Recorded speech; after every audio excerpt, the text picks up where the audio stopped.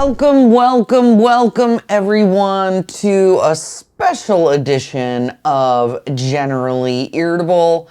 I'm really excited to have on my incredibly talented and handsome husband, Benjamin Nathaniel Reddick II, aka the Violence Conductor, aka director of Austin Action Fest, on today to talk about some movies and culture. Talk a little bit about culture, but specifically about movies and how we as political people interact with culture, movies, film, and kind of look at the dichotomy that people are drawing, or the comparison that people are drawing between films like Indiana Jones and Sound of Freedom. So, welcome, Benjamin. Thank you for coming on. Yeah, it's a pleasure to be here.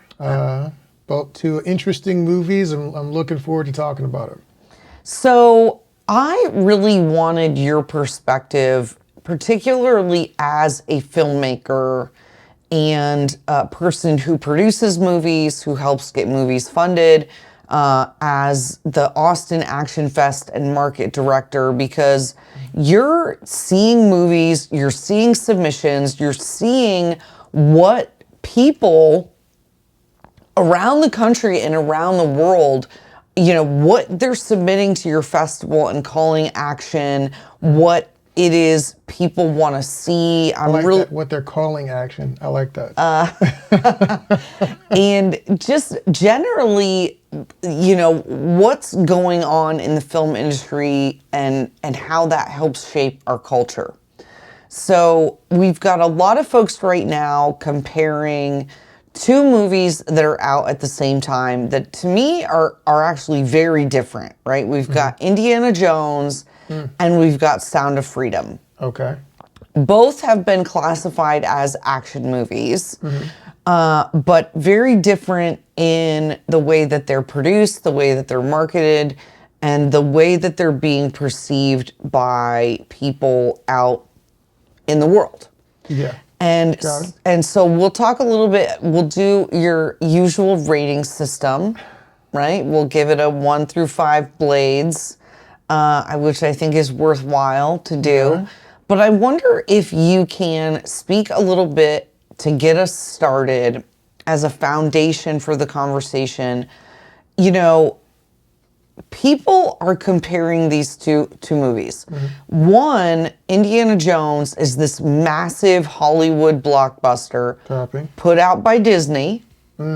That's interesting.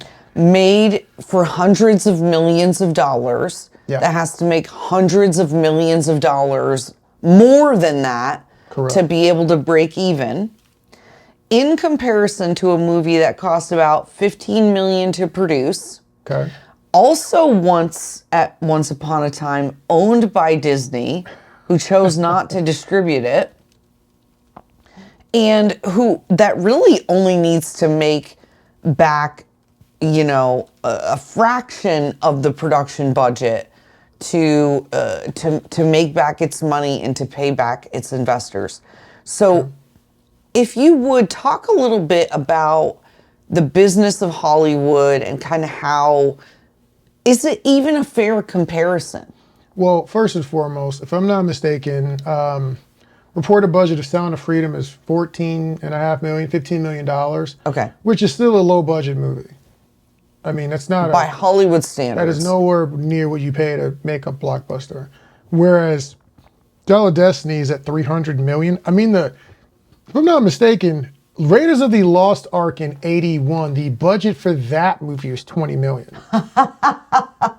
Which in today's dollars might be like it's a joke. $100 million. I mean, it's a joke to compare these two types of films. They're not the same kind of film. They're not gonna have the same kind of budget. Now they both did have quality actors. And I think that Sound of Freedom was more of a passion project, and had a purpose. And when you have one of the things that's happening is people are talking about what's happening at the box office. And there's a difference between a movie that is fantastic and a movie that is poignant and timely. And there's a cause or something that people are rallying around that cause you to rally around it. Right. It's not the same. It's me running down the street to jog because it's fun. And it's another a 5-year-old boy saying, I'm going to jog around the block to raise money for cancer. Okay, I could be better at running, obviously, than this kid, but there's no way I'm going to raise more money than that kid. So in that sense, I think it is a little bit of an unfair comparison, but we don't really care. Yeah. Because no matter what you're talking about, it's marketing. And I mean, it isn't like they couldn't have went that angle with Dial of Destiny. They could have had something like a purpose or slavery or child trafficking or something be involved in their marketing campaign. Made it more of a message movie. Donate it to children. I mean, it's Disney. Shouldn't you be donating to children? They chose not to go that route. So in that sense, when it comes down to the pure business of show business, which I like to talk about, there's more words, letters in business than there are on show. It is a fair comparison because they're both movies competing for screen space. Oh, true. And who can get who in seats. Now, I know Angel.com and Sound of Freedom are, people are buying tickets for other people to see the movie. It reminds me of the energy around Disney when they had Black Panther come out. Everyone would say it's the greatest movie that was ever made. That's not accurate. I have feelings about that movie. It was good. And it was great. I loved what they did. It was the first time seeing the culture displayed that way. However, was it better than the other Marvel movies? I don't think that it was better, but there was a cause. Yes. People got to rally behind it, seeing Black people be excellent, Black excellence, a original Black character that we got to see be awesome. Correct. So people were all about that. So in that sense, at the end of the day, they're both doing the same business. And it's not my fault if you can't market as well as me. Well, and that's what, so let's see. So Indiana Jones was like $300 million to make. So far it's made back $250 million. Okay. Sound of Freedom cost $14 million to make. It's made $40 million. Well, at the box office. And mind you, if you're splitting the box office, I think the first week or so, you're splitting 50-50. So if it's probably reporting total revenues, gross ticket sales. Right. That is different than what actually. Well, I guess my point is, Sound of Freedom has more than doubled its budget back, whereas Dial of Destiny hasn't even hit it yet. Hasn't come close to hitting it yet. Right. And so it's interesting, like you said, is that all because of cause? Like people are rallying around the cause of children? Or is it because it's just a better made movie? I don't think that it is. I'm going to be honest with you, as an action person, it is not a better made movie. It is a far more impactful movie. It is a far more unique movie. If you haven't watched something like Contraband or something like that before, there's other movies that deal with trafficking, but they don't deal with it as directly as I've seen Sound of Freedom. At least the ones I've seen didn't. And they didn't have Jim Caviezel. Jim Caviezel has street cred. Yeah. He was Jesus. I don't know what to tell you. That dude went through a whole lot being Jesus, and because of that, he's going to get special credits. Did you know that dude got struck by lightning? The final shot of Passion of the Christ, he got struck by lightning. That was one of the reasons he was out of acting for a while. It's commitment. Wild. It's commitment. I'm telling you what. Yeah. So I think that plays a part in it, and he seems to be very sincere. Yeah. And they like I said, they carved this out as a purpose movie, and the story behind Sound of Freedom is now coming to light. Yeah. And it is, if you're combining that with, what's the movement they were talking about in Hollywood? I can't remember what it was, but if you're combining it with all the stuff with like the Weinstein and people being taken advantage of, and all Time's that kind Up, of stuff, and all this stuff, you're combining with that. Children are the name of the game right now. People are talking about it. You got stuff like all the Cuties come OK out. Groomer. Oh yeah, that was one of the things. I know I was talking about trying not to make this too political. Yeah. We're gonna talk about the Cuties comparison a little bit later, so I want to put a pin in that about filmmaking and why this is important. Yeah, but the point I'm just saying is that it's at the right time, and part of marketing is, are you doing it at the right time? Well, and really, one of the things I've said is I don't think it's a fair comparison, partially at least because the Sound of Freedom, while being billed an action movie, is not an action movie. Not an action movie. There's not a bunch of running around, doing tumbles, massive stunts, gunfire, all of this stuff. Indiana Jones, first of all, it's also, for being a PG-13, I think, rated Disney movie, Indiana Jones, there is a lot of people getting killed, murdered, you really I came away really disliking the female, lead antagonist. Let's talk about it. Okay. Yeah. So we're going right into the Let's do it. Generally, okay, over top in general in that movie, I'd probably give it. The problem with a lot of movies now, I would like to give them higher or lower, is average. Plot-wise, plot-wise and story-wise, actually, I'm going to give it a 2. I'm going to even go lower. It is a Hollywood movie. It should be better than it was. It gets 2 out of 5 blades. Yeah, it was not It's not that original. It just isn't. Wait, is this the plot line or overall? I'm just talking about plot line. Plot, the story, characters, acting. I like most of the other characters, but it's a remake. I mean, not a remake. It's a sequel. So it's not like you had to get all creative with the way you wrote it. You had the top budget to hire the best actors. You have, oh, you got the sad old man who's divorced and his son died. I mean, which is it's played very out. Tropey. It's very tropey. Yeah, but it's played out. They've been doing this forever, and the same thing somewhat going on. He played the same guy in Star Wars. Oh my God, he does. Oh man, he's the same guy. It is literally like, oh, my son is sad and my wife is mad. Oh my God. Oh, gross. Got this little freaking emo freaking son up here. Paint his nails black, hates his friends and his parents. Yeah, we got to tear down the main male character and make him as sad and pathetic as possible. That needs to recapture his vigor. And in this, instead of it being Kylo Ren, he's got his son died, and then he gets a freaking goddaughter who is also basically Kylo Ren. She's on the bad side. And blah, blah, blah. Yep. It's a redemption arc. And then the goddaughter has the younger sidekick, just like in the original Indiana Jones movies. Yep. I'm not even calling her by her name, Phoebe Wall. Nope, her name is now Kylo Bey. It's Kylo Bey for the rest of this conversation. You are so ridiculous. It's true. She is. And what's so disappointing is, unfortunately, in a lot of ways, you see her as, a lot of people are saying, she's just another Mary Sue, right? Where she comes in and she's great at everything, and she doesn't really have a character arc. Yeah. And I would say, not only does she not have a character arc, she really does not have a character arc. She is not redeemed by the end of this movie. I do not see her.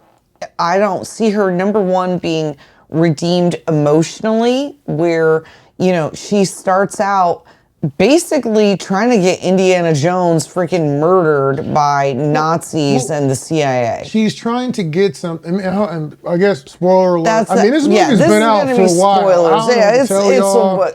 If you ain't watch it, it's spoilers. She's not trying to get him murdered. She's doing an absolutely unfair characterization. However, here's the thing. She's doing something that you would think, oh, wow. Something that a little girl would do. You know how little girls and little boys in movies will do something, get everybody in trouble, and it's like a whole problem, and you let it ride because they're children? She's like a 30-year-old woman.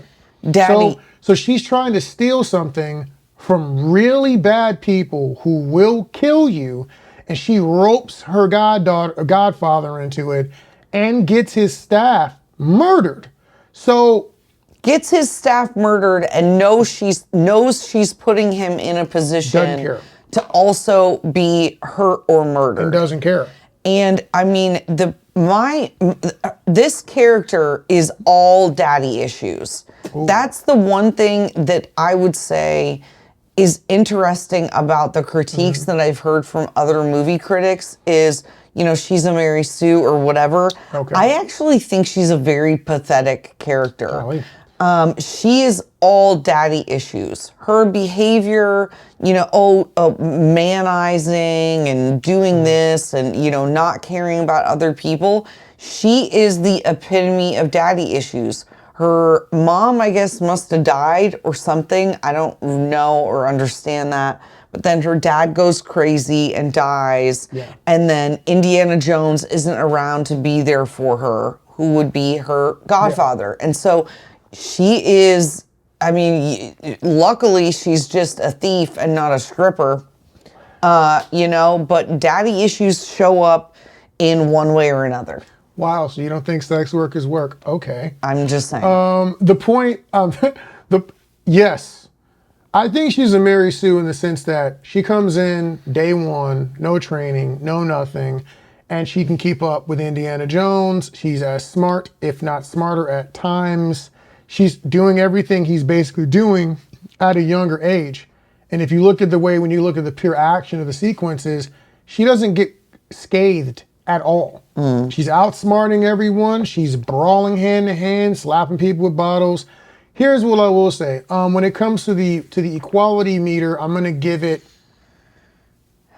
I'm gonna give it probably I'll give it a 5 out of 10. Nope. Our scaling 2 out of 5. Here's the reason why. My favorite character in the entire show. Well, let me start first. So she's the main reason people don't like this movie. And I don't blame Phoebe Waller-Bridge or whatever her name is. I blame the directors and the writers. And right? Directors you guys and writers made her unlikable. Correct. You're trying to make her a stunning, brave, beautiful woman. First and foremost, anyone watching that movie is not looking at that woman and going, "Oh man, she's a beautiful femme fatale Scarlett Johansson type." She does not look like that. She looks like she knows how to read books well. Correct. And that's. I'll let you finish. I'm not trying to be rude here. She looks like a head librarian. Yeah. She does not look like the stunning, marvelous woman. She doesn't come across like she has game. She's not overcoming massive, you know, obstacles. You know, okay, so she climbs a wall faster than Indiana Jones. That's it. Yeah. I don't see her as this, oh, I'm such a badass and I'm so cool. And I think they were trying to do that. Like, you're keeping up with a, you know, 60-year-old man. The thing is that the guy, barely. You can do that as, I think part of it is like, as a guy, you could have a mediocre guy and the guy's got a bunch of game and stuff and he gets to play Playboy, world traveler and whatever and get away with it. Very rarely do you don't, that's not a thing for women typically in movies or in life in most opinions, where a girl is super, super mediocre looking and has no game. It doesn't seem particularly, no muscles. She's not like, no, I mean like, she's not like a seductress. Oh. Yet she's got the Scarlett Johansson, everybody wants her, they're willing to die for her. Oh weird yeah, the thing fiance that they're trying to do. Like here's part of my quality score. Do people beat on women as if they are credible threats? No, she doesn't get punched, kicked, stabbed, body slammed. She doesn't have to go through any of that, which makes her not as tough as everybody else. But you're keeping your protagonist clean. However, the other women in the movie did not get that same treatment. So I will.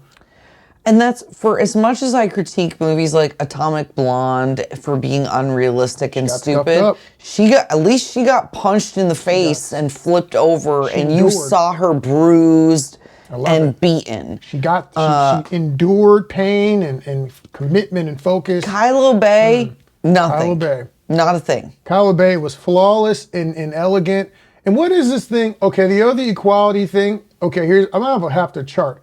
Do the male antagonists fight you like a credible threat? Not slapping and pushing. Do they stab, punch, and kick?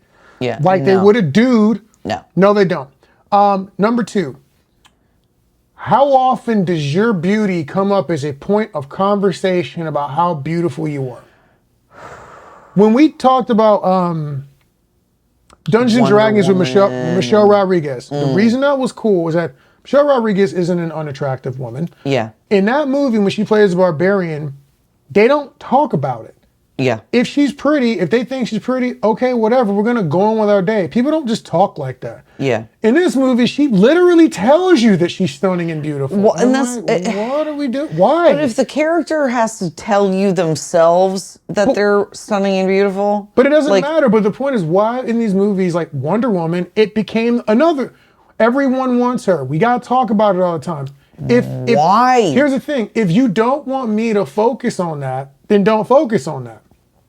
You're sexualizing yourself. And if you want to do that, be Scarlet and go all in, use it, and appreciate the attention that you get. But you don't get to like use it sometimes and then over here, I can't believe people are sexualizing these characters. I'm only talking about how she looks because she said she was beautiful. And then she's got these people who are top tier dudes pursuing her, wanting to marry her, and she's like running around like, oh, I'm not even interested. It was just bail money. And I was like, first and foremost, if that was a dude that was doing that. Oh my God, can you imagine? Oh, the misogyny. Think about it. Toxic masculinity. James Bond pulls it off, but at the same time, James Bond is constantly risking his life for the world. Well, James so Bond's he earns also, it back. James Bond's also been canceled though. Like James Bond now, he's it's also not sad okay. Sad old man trope. Oh my God. Okay. So no, but at least he earns it back. And I think the problem with that female character with Kylo Bey is that she does not do enough to earn it back. So it's like, she's a dirtbag at level -10. A hero's at +10. She's at -10. By the end of the movie, she only gets to like maybe baseline. Maybe. She doesn't save the world. She only saves her own people. Yeah, and she doesn't have a major redemption arc where she like realizes what a dirtbag she is. And there is a lot of murder. The kid murders somebody in this movie. The child murders somebody and then just moves on. She's getting all these people killed and they're not like punching her in the face. And endangering a child. And with no abandon, she's not trying to protect him. She's just like, yo, get in here. Let's get chased by bullets. It's great. And so by the end, she's, barely scratching the surface of redemption. But there's no... Correct. Yeah, moving on. So the point is that she is what everybody has mostly been complaining about. Yeah. And they don't like to see their heroes like Indiana Jones just be a decrepit old man who he's ineffective. And I think they do a good job of trying to make him like prove that he's not as ineffective. Yeah. And it's just we keep hearing the same story. It's with Nick Fury. It's with the other James Bond. They keep with Clint Barton. It's with Hawkeye. Every one of these movies are, let's get rid of the men to bring in a woman. It's like, if you did that once or twice, it's one thing. You guys are doing it in all the media across the way, and so it looks awkward, and we're getting tired of that line. And I will say, I've learned, especially, not to listen to the critics. To a certain extent, some of the critiques are valid, but they don't make him look as stupid and inept as they're trying to say. Correct. There's only one time where, she climbs up a wall faster than him. Yeah. Okay, well, again, he's 60 and been shot several times and stabbed and gone through everything. That's the only time, in my opinion, that she outshines him.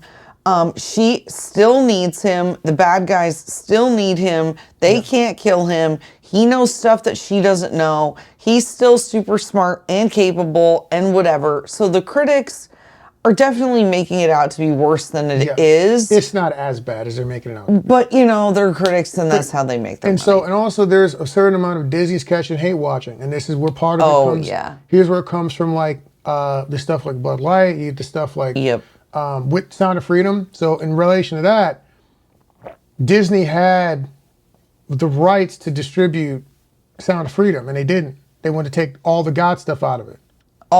When we say all the God stuff out, not guys, that much. It's literally 2 lines. It's like 3. It's maybe 3. No, I don't think so. He says God's children are not for sale. Correct.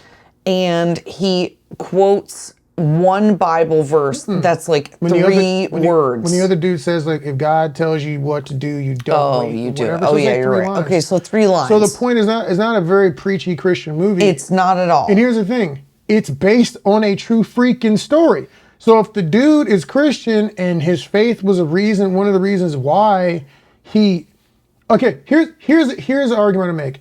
If he went to go do that because the kid was LGBTQ and they wanted, LGBTQ children are not for sale, I swear on everything I own, that movie would have been released before it even got made. Yep. That's how fast they would have released it. They would have released it before Jim and the boys even shot it. Yeah, literally. But because he mentioned God, it's not square. And so but here's the thing. So if that's the case, then your agenda of not wanting to alienate whoever with a couple references to God is more important than spreading the word about, as a child company, a company based around children, more important than spreading the word about children is your agenda to not offend people with God's name coming up once or twice. And then you wonder why people say things like, okay, groomer. And that's why your movie's getting hate watch. And that's why Disney is catching a lot of flack. All these new Marvel movies and things that come out, they're not all that terrible. I mean, some of them are not that great, but they're not horrible movies. It's just people don't like you. And so now they want to destroy you. Well, and that's the thing. There was one line in particular where they're talking about, I stole the dial from you, and I stole the dial from you, and I stole the dial from you. That's called capitalism. And I was like, actually, no, that's called socialism, because socialism says I have the right to come and take out of your pocket whatever I feel like I want because I feel entitled to it. Again, daddy issues. Capitalism is the free exchange of goods and services. Correct. Okay, so no, that's not called capitalism.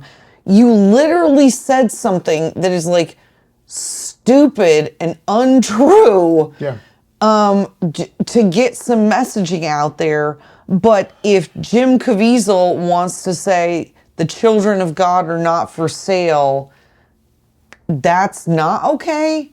Yeah. Again, and then you wonder why people say things like "okay, groomer," or you get hate watched, or you get you take massive hits to your stock price. Yep. So I mean, I think it's all that's reasonable. And so that's what, when you talk about, coming back to this idea of show business, right? This is why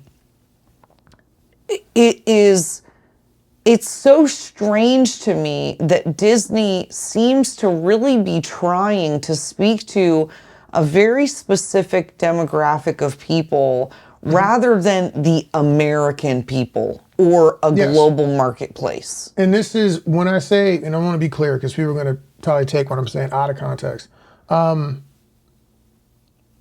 Disney has a right to do whatever they want to do.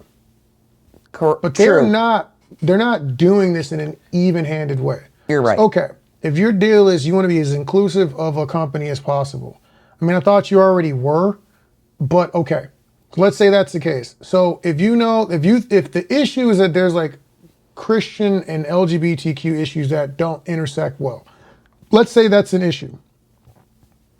Promoting this and not promoting this is not being inclusive. That's right. It's not inclusive.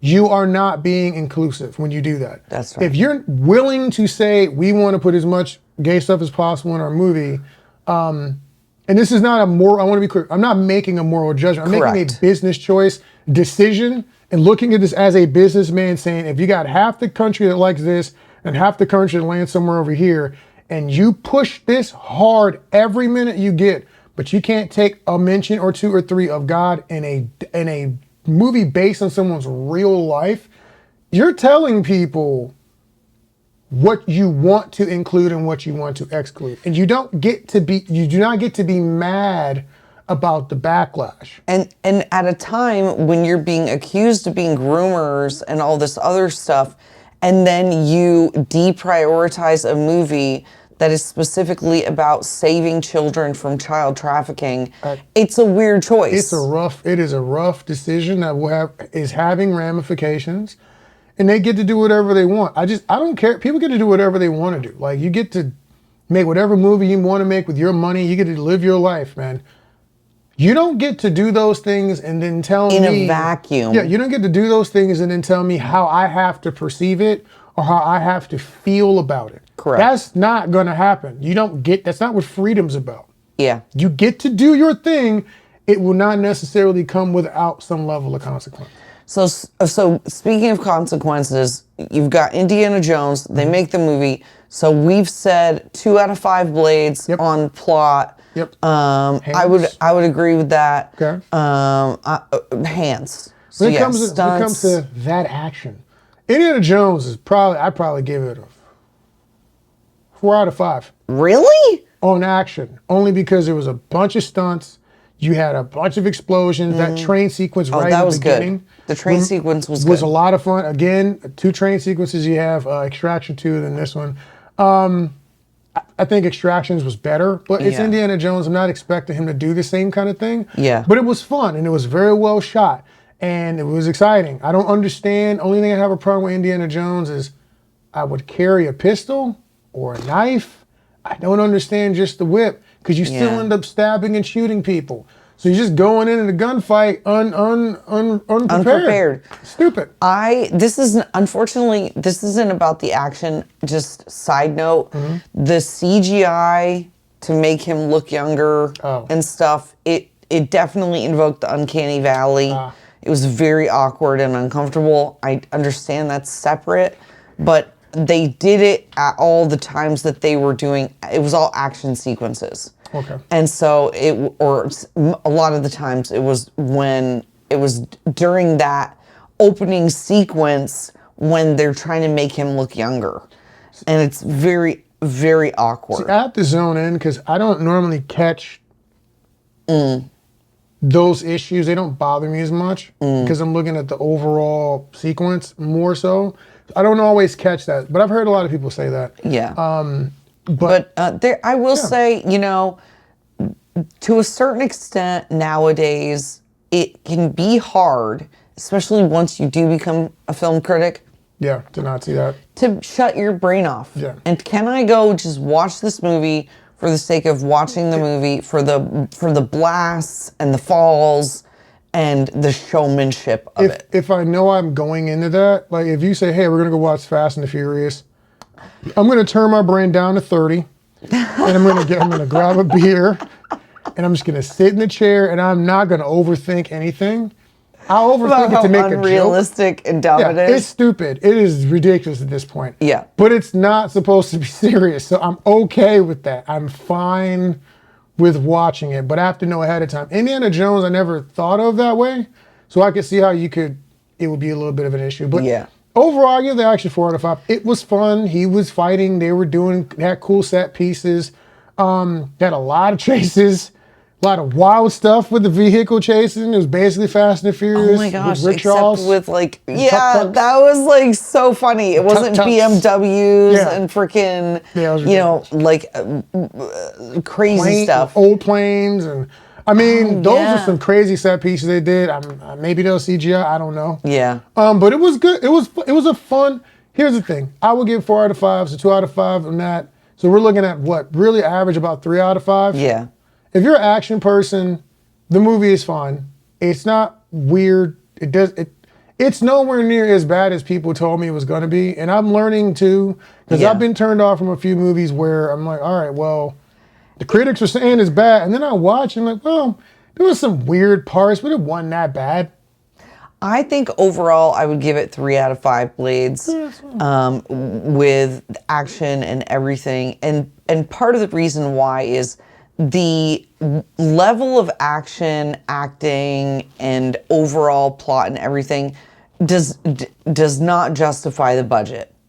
This movie to me, you know, I don't know if it's all the CGI that cost so much money or whatever.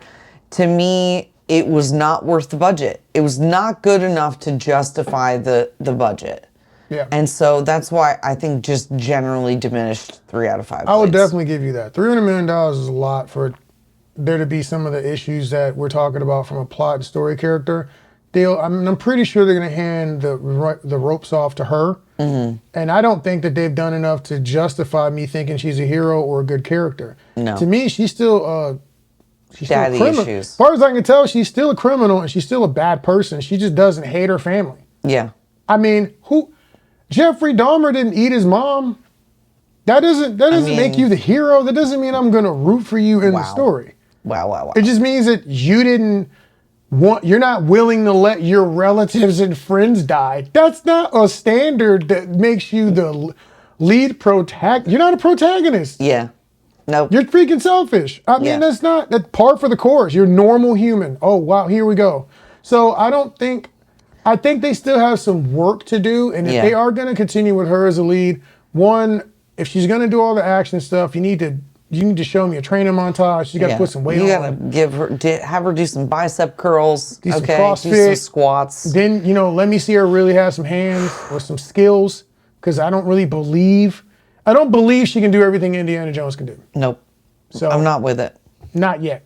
Especially a kid. Kid was keeping up with them. Yeah, if you want to fix it, because here's the reason why.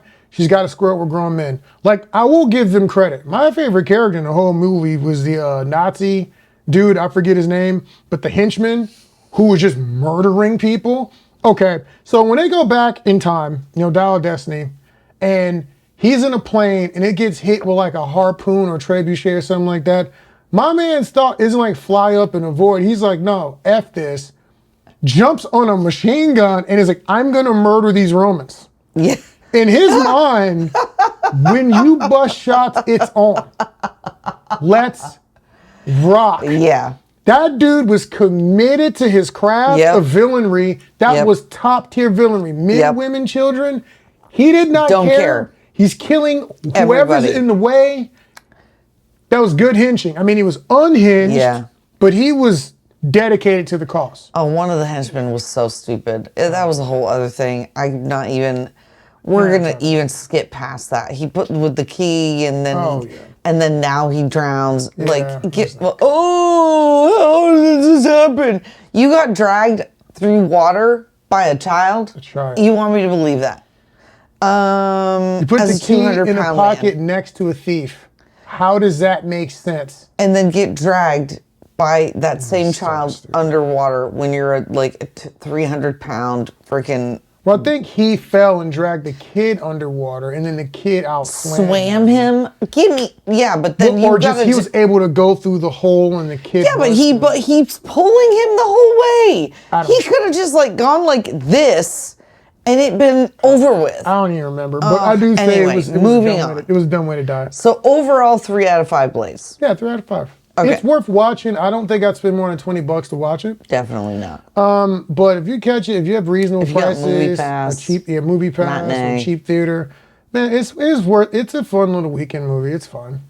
Okay, so then moving on to Sound of Freedom. Yeah.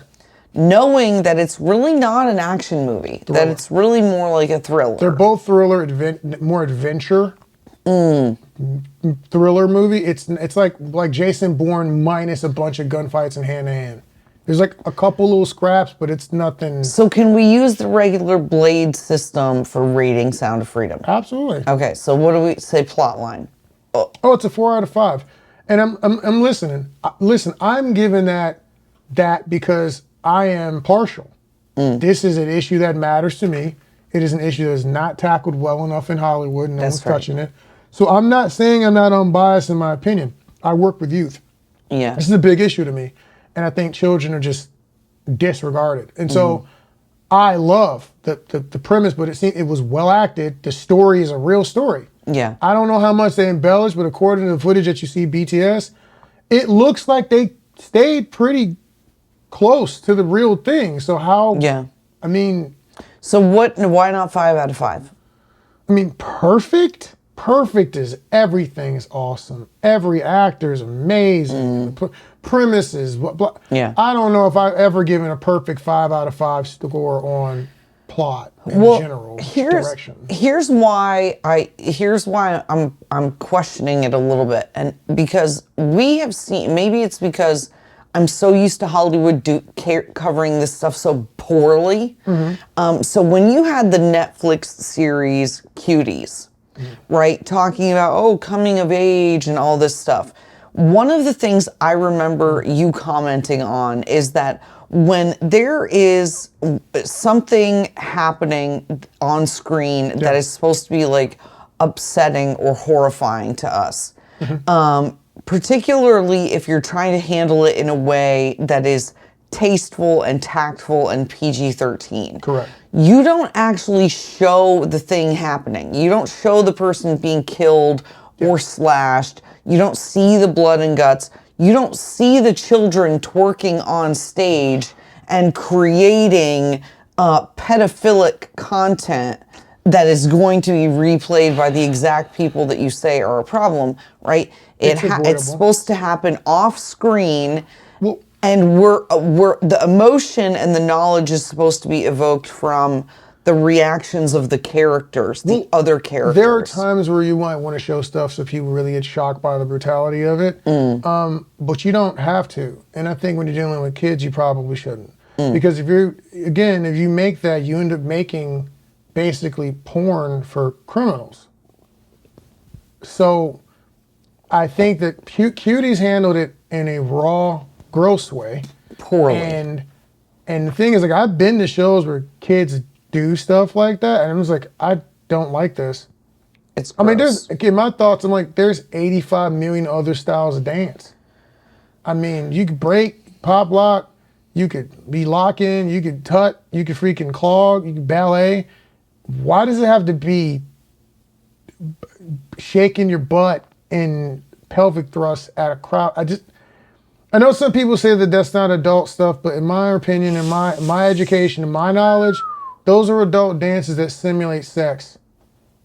I don't know what else to tell you. Like, that's what I see. So that's what I think Sound of Freedom does so well that other genres or other movies we've seen don't do well. They don't show you anything, but you know exactly what is going to happen.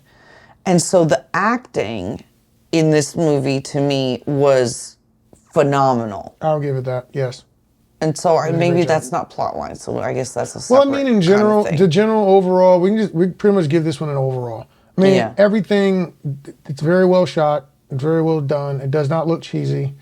Yeah, it looks like a Hollywood movie. Looks like a Hollywood movie. It is well acted. The sets are good. Good locations. The DP, the director of photography, your camera guys doing work. Yeah, I'll get the direction of the kids. I probably would have given it 4.5 if you think about how well the kids acted. Oh wow, yeah. There were things the children were doing that was like, if you think about what is going on, the weight of the stuff you're watching. So for instance, there's a kid and the kid goes through things and is rescued, right? There's one child that happens. And that child hugs the dude, right? And you're thinking like, man, think about what just happened.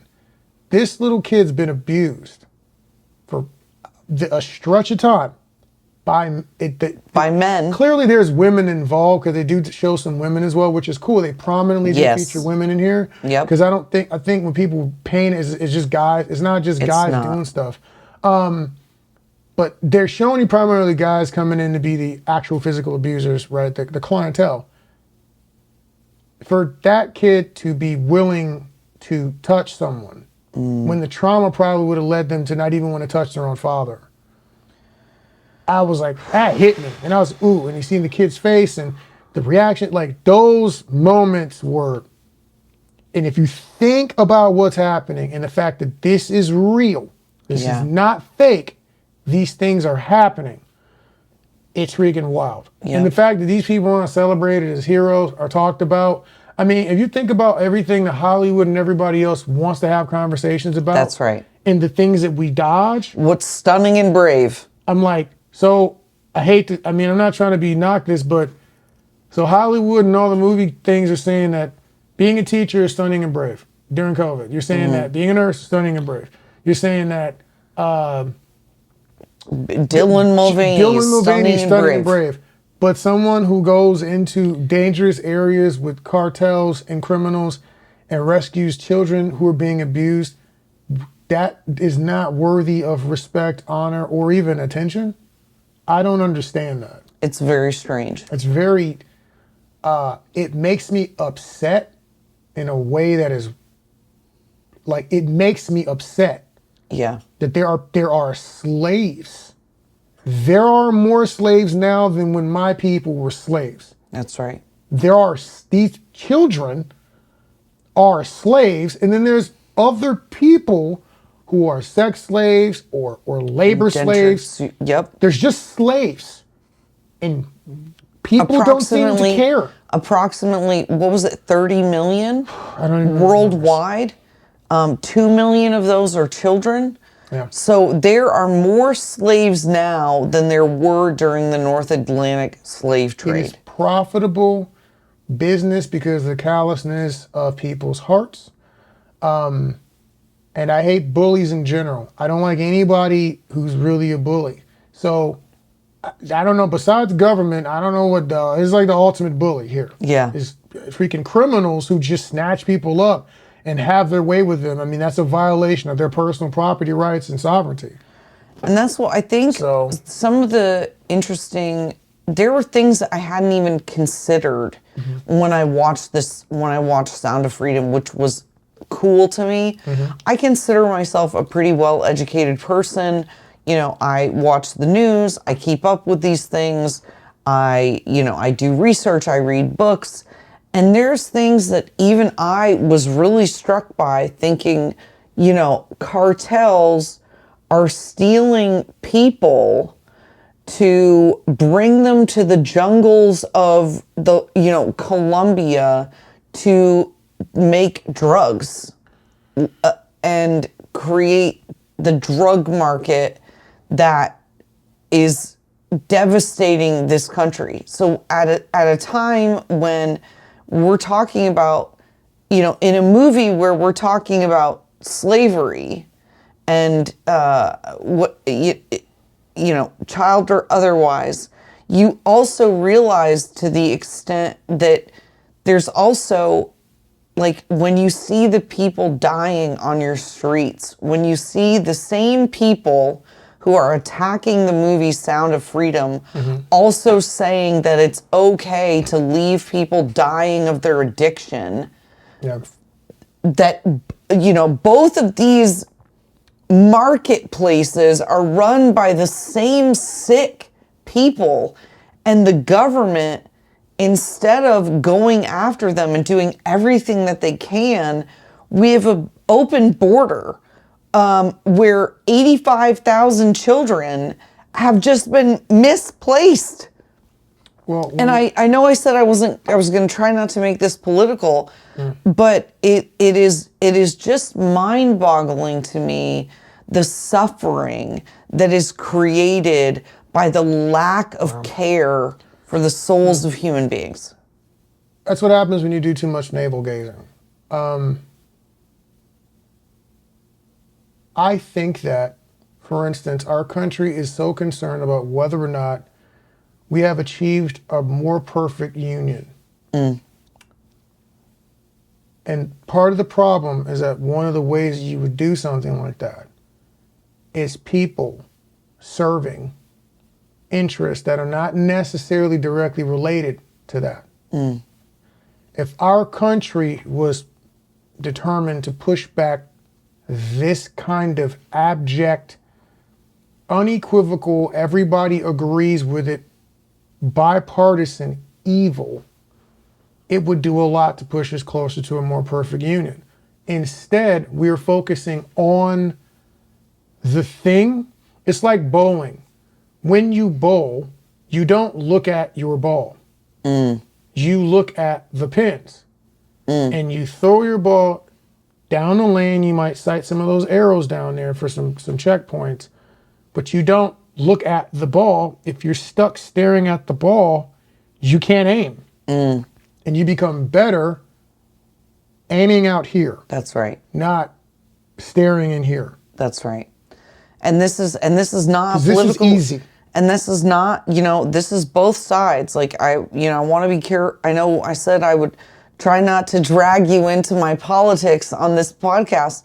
This is right, left, and center. It does not matter. Democrats, Republicans, libertarians.